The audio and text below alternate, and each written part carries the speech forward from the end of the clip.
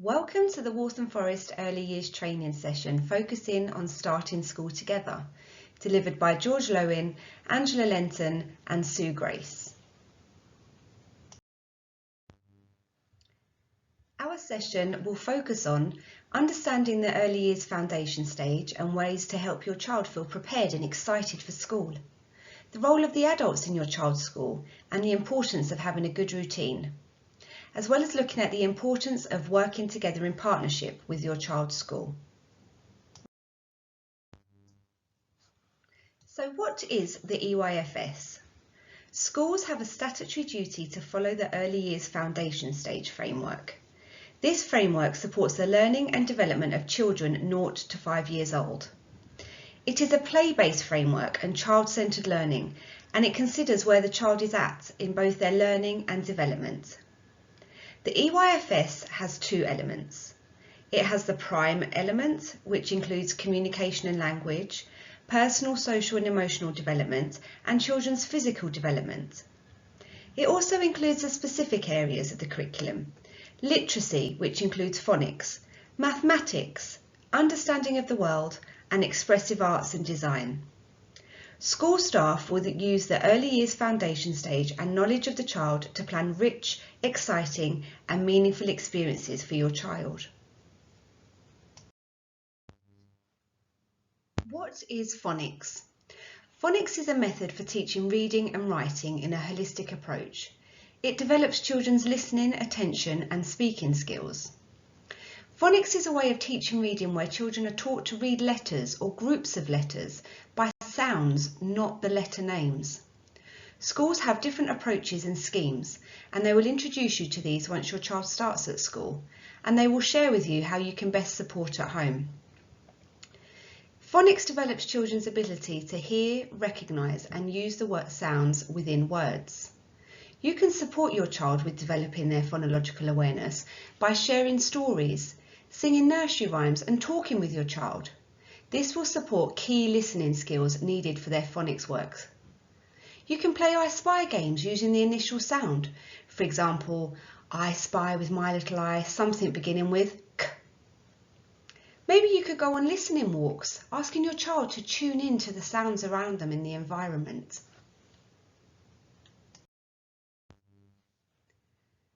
Top tips around reading. One of the best things you can do for your child is to read with them. Try to do this every day if you can. Use everyday opportunities to read with your child.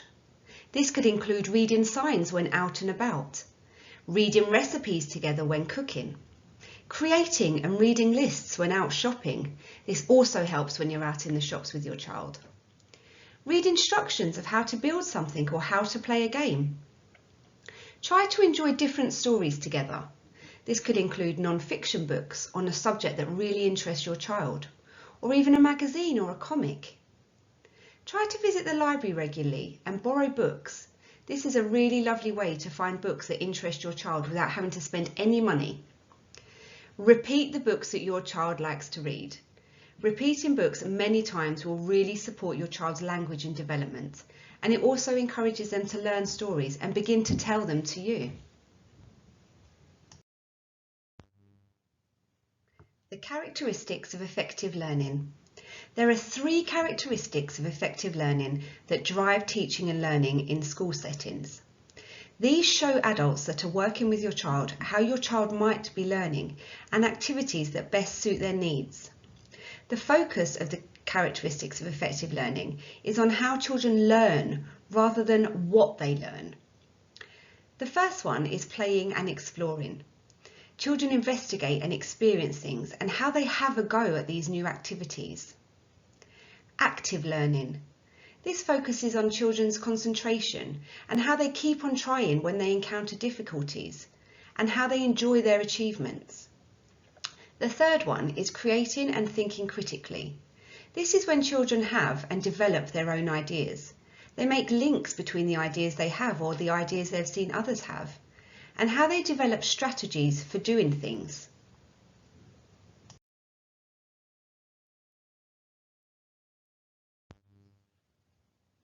The characteristics of effective learning will support your child in having the confidence to have a go.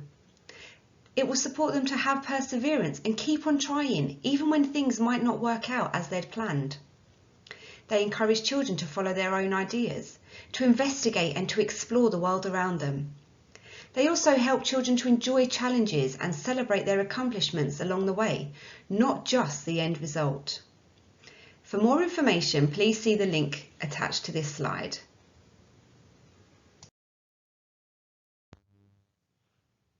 Did you know children are active learners?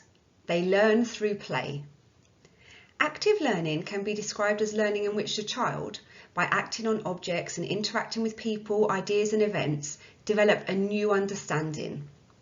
Active learning means giving children space and time to explore materials by themselves, with their friends, and with you as parents and carers, or with the teachers and practitioners they encounter at school. Albert Einstein couldn't have said it better. He said, "Playing is the highest form of research." The importance of outdoor play. Research has found children who play outside are happier, healthier and stronger. Outdoor play supports the development of children's problem-solving skills, as well as their communication and language skills. Being outdoors and exploring helps to build resilience and aids children's physical development. Children understand and find out about the world around them by being outside within that world.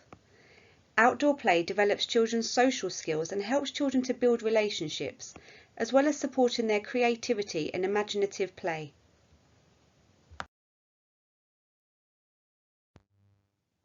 So what do you think your child will learn through water play? By pouring, lifting, filling and transporting water, children develop their hand-eye coordination and gain more control over hand and arm movements. They develop their thinking skills, exploring and problem-solving skills, as well as their social skills. Water play supports the development of children's communication and language skills. It fills them with maths ideas, exploring science concepts, as well as their physical development. Water play also supports children's cognitive development. That's how they think, explore and figure things out. Water play offers opportunities to speak and listen, to use and learn new words and gestures to explain and describe and explore. When children are playing with water, they're experimenting using maths and science concepts. Children measure and explore capacity and volume as they pour and fill containers. They experiment with velocity and gravity as they change the speed of pouring water.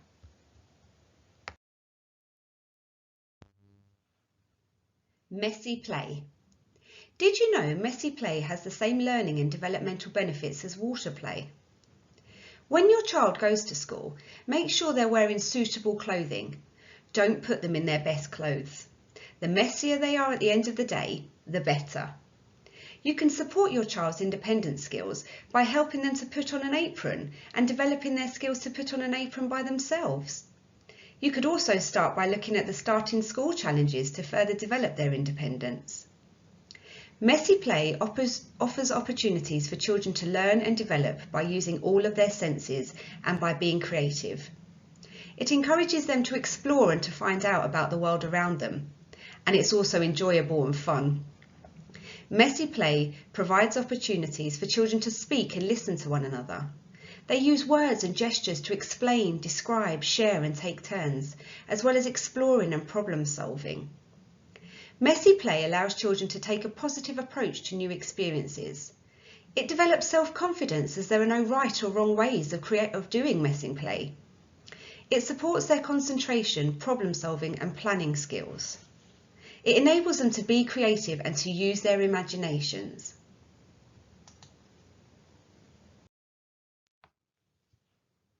Mud kitchen. Your child's school may have a mud kitchen. Why do children need to play with mud? It's messy and it's fun. From filling, pouring, emptying, transferring, mixing, stirring, whisking, frothing, scooping and ladling, children will be developing many skills by engaging in activities in a mud kitchen. Mud kitchens offer the potential for learning at deep levels of involvement. and well-being is huge all year long. Research shows that playing in mud helps young children to develop positive dispositions. It extends their imaginations and builds on their natural curiosity of the world around them.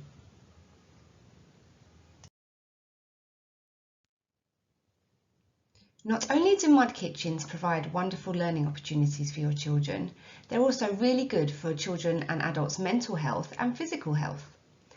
Scientific research suggests that playing with mud is hugely beneficial for young children.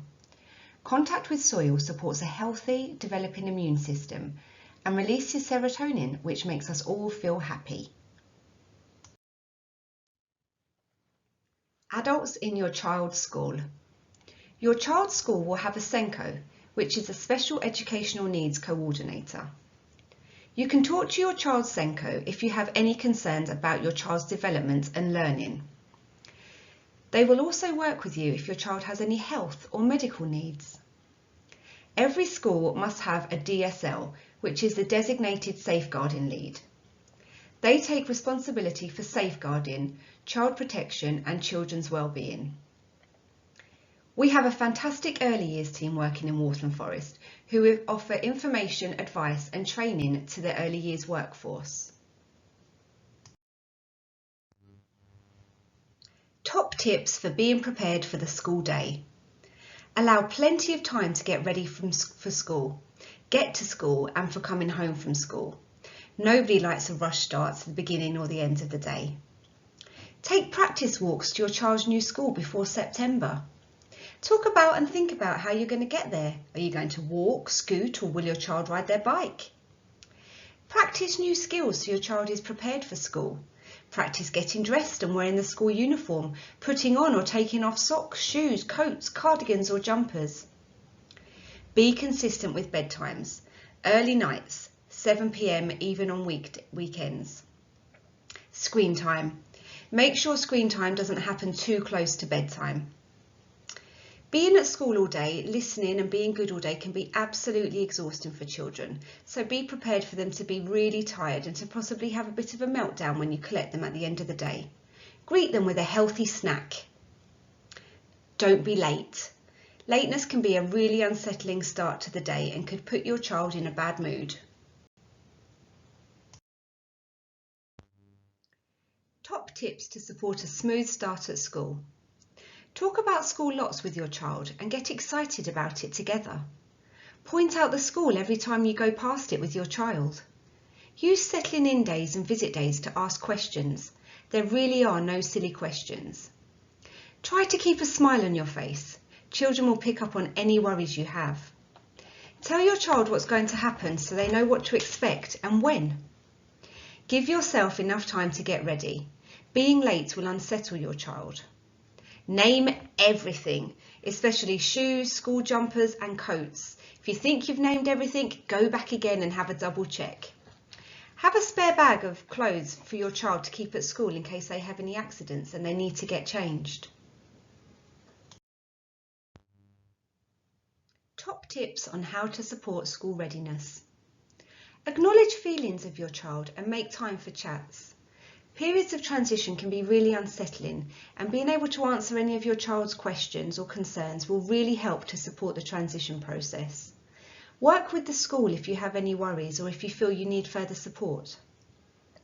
Encourage your child to have a can-do attitude where you can. Giving small praise for specific things that your child has done has really helped this. For example, I like the way you have. I can see you're really trying too.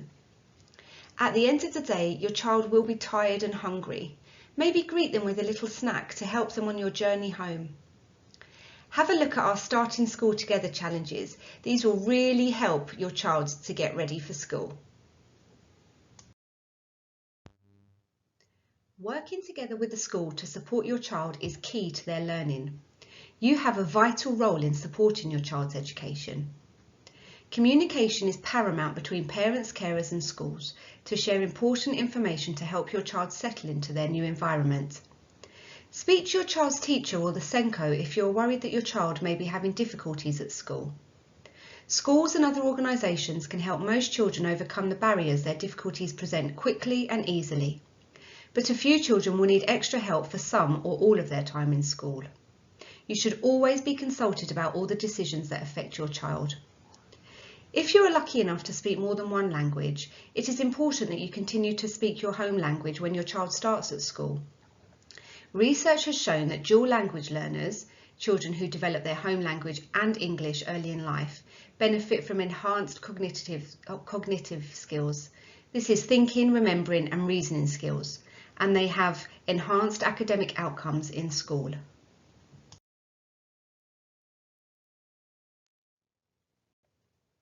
Check out Chit Chat Pitter Pat, the London Borough of Waltham Forest's home learning digital platform. Top Tips Tuesday, Think About Thursday and Starting School Challenges are just a few of the things you may find to support your child.